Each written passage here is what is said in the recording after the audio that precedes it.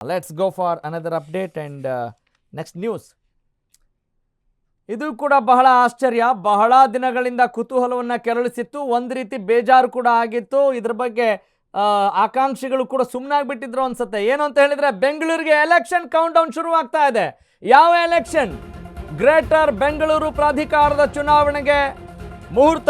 ಈ GBA ಹೆಸರು ಕೇಳಿದ ತಕ್ಷಣ ಈಗ ರೋಮಾಂಚನ ಆಗುತ್ತೆ ಎಲ್ರಿಗೂ ಕೂಡ. ಬಹಳಷ್ಟು ವರ್ಷಗಳಿಂದ ಕಾರ್ಪೊರೇಟರ್ಸ್ ಅಯ್ಯೋ ನಮ್ಗೆ ಅಧಿಕಾರ ಇಲ್ಲ, ನಮ್ದೇನು ನಡೆಯಲ್ಲ ಅಂತಿದ್ರು. 6 ವರ್ಷಗಳ ಬಳಿಕ ಬೆಂಗಳೂರು ನಗರಕ್ಕೆ ಚುನಾವಣೆ ಘೋಷಣೆ ಸಾಧ್ಯತೆ. ಜೂನ್ 30ರ ಒಳಗೆ ಚುನಾವಣೆ ನಡೆಸಲು ಆಯೋಗ ಸೂಚನೆ ಕೊಡ್ತಾ ಇದೆ. ಜೂನ್ 14ರಿಂದ 24ರ ಒಳಗೆ ಚುನಾವಣೆ ಘೋಷಣೆಗೆ ಸೂಚನೆ ಸಿಗೋ ಸಾಧ್ಯತೆ ಇದೆ. ರಾಜ್ಯ ಸರ್ಕಾರಕ್ಕೆ ಡೆಡ್ಲೈನ್ ಕೊಟ್ಟಿದೆ ಚುನಾವಣಾ ಆಯೋಗ. GBA ಚುನಾವಣೆ ಆಗಬೇಕು, ಮಾಸಾಂತ್ಯಕ್ಕೆ ನಿರ್ಧಾರ ತಿಳಿಸಿದ್ರೆ ನಾವೇ ನಿರ್ಧಾರ ತೆಗೆದುಕೊಳ್ತೀವಿ. ಬೆಂಗಳೂರಿನ 5 ಪ್ರಾಧಿಕಾರದ 369 ವಾರ್ಡ್ಗಳಿಗೆ ಚುನಾವಣೆ ನಡೀಬೇಕಾಗಿದೆ. ಸಂಗ್ರೇಶಿ ಚುನಾವಣಾ ಆಯೋಗದ ಆಯುಕ್ತ ಈಗಾಗಲೇ ಒಂದು ಸಂದೇಶ ಕೊಟ್ಟಿದ್ದಾರೆ. ಸುಪ್ರೀಂ ಕೋರ್ಟ್ ಆದೇಶದಂತೆ ಚುನಾವಣೆ ನಡೆಸ್ತೀರಾ ನಡೆಸಲ್ವಾ ಅಥವಾ ನಾವೇ ಘೋಷಣೆ ಮಾಡಿಬಿಡ್ಬೇಕಾ ಅನ್ನುವ ಎಚ್ಚರಿಕೆಯನ್ನು ಕೂಡ ಚುನಾವಣಾ ಆಯೋಗದ ಆಯುಕ್ತ ಸಂಗ್ರೇಶಿ ಕೊಟ್ಟಿದ್ದಾರೆ ಅನ್ನೋ ಮಾಹಿತಿ ಇದೆ. ಗ್ರೇಟರ್ ಬೆಂಗಳೂರು ಪ್ರಾಧಿಕಾರ 6 ವರ್ಷಗಳ ಬಳಿಕ ಬೆಂಗಳೂರು ನಗರಕ್ಕೆ ಚುನಾವಣೆ ಘೋಷಣೆ. ಜೂನ್ 30ರ ಒಳಗೆ ಚುನಾವಣೆ ನಡೆಸಲಿಕ್ಕೆ ಆಯೋಗ ಸೂಚನೆ ಕೊಟ್ಟಿದೆ. ಜೂನ್ 14ರಿಂದ 24ರ ಒಳಗೆ ಚುನಾವಣೆ ಘೋಷಣೆಗೆ ಇಂಡಿಕೇಟ್ ಮಾಡಿದೆ.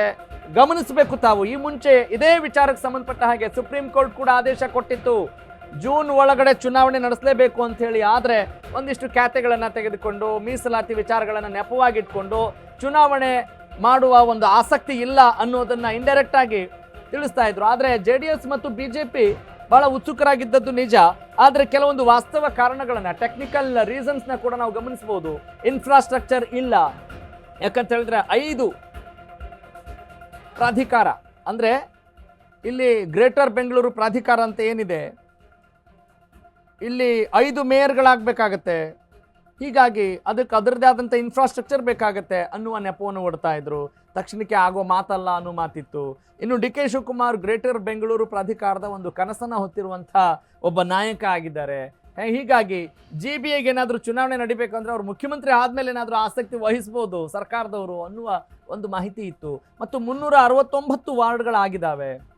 ಮುಂಚೆ 98 ವಾರ್ಡ್ಗಳಿದ್ವು, ಈಗ 369 ವಾರ್ಡ್ಗಳಿದ್ದಾವಲ್ಲ.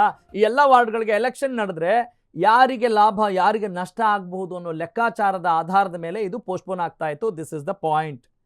ಎಸ್, ಲಕ್ಷ್ಮೀ ಬಾಗಲಕೋಟೆ ನಮ್ಮ ಮೆಟ್ರೋ ರಿಪೋರ್ಟರ್ ಈ ಬಗ್ಗೆ ಮತ್ತಷ್ಟು ಮಾಹಿತಿ ನೀಡ್ತಾರೆ. ಲಕ್ಷ್ಮಿ, ಈ ಸುದ್ದಿ ಕೂಡ ಕನ್ಫರ್ಮ್, ಚುನಾವಣೆ ನಡೆಯೋದು ಪಕ್ಕಾನ ಗ್ರೇಟರ್ ಬೆಂಗಳೂರು ಪ್ರಾಧಿಕಾರದಲ್ಲಿ GBA ಅಥಾರಿಟಿಗೆ?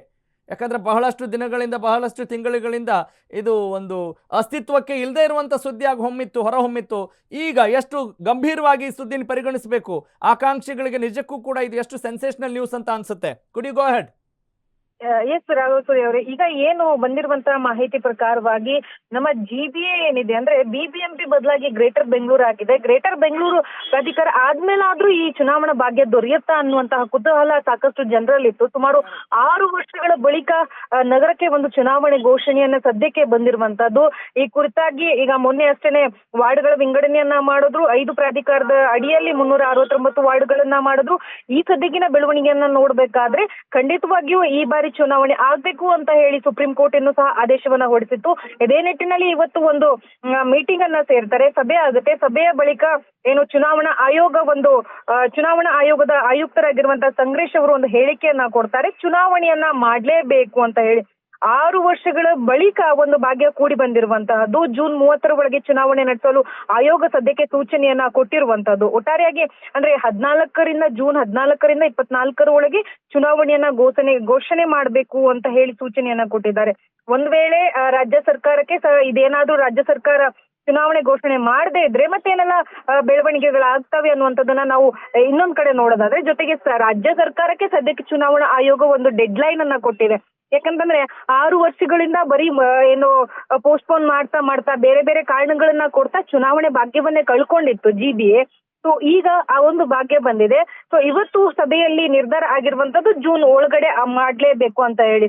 ಒಂದು ವೇಳೆ ಮಾಡದೇ ಇದ್ದಲ್ಲಿ ಯಾವೆಲ್ಲ ಕ್ರಮಗಳನ್ನ ಕೈಗೊಳ್ಳೋದಕ್ಕೆ ಮುಂದಾಗುತ್ತೆ, ಯಾಕಂತಂದ್ರೆ ಇದಕ್ಕೆ ರಾಜ್ಯ ಸರ್ಕಾರವು ಸಹ ಪರವಾನಗಿಯನ್ನ ನೀಡಬೇಕು, ರಾಜ್ಯ ಸರ್ಕಾರವು ಒಮ್ಮತದಿಂದ ಒಪ್ಪಿಗೆಯನ್ನ ಕೊಡ್ಬೇಕು ಅನ್ನುವಂಥದ್ದು. ಅದರ ಜೊತೆಗೆ GBA ಆಯುಕ್ತರು ಸಹ ಚುನಾವಣಾ ಆಯೋಗ ಯಾವ ರೀತಿ ಹಾಗೆ ಹೇಳುತ್ತೆ ಅದನ್ನ ಫಾಲೋ ಮಾಡ್ಕೊಂಡು ಹೋಗ್ತಾರೆ ಅನ್ನುವಂಥದ್ದು.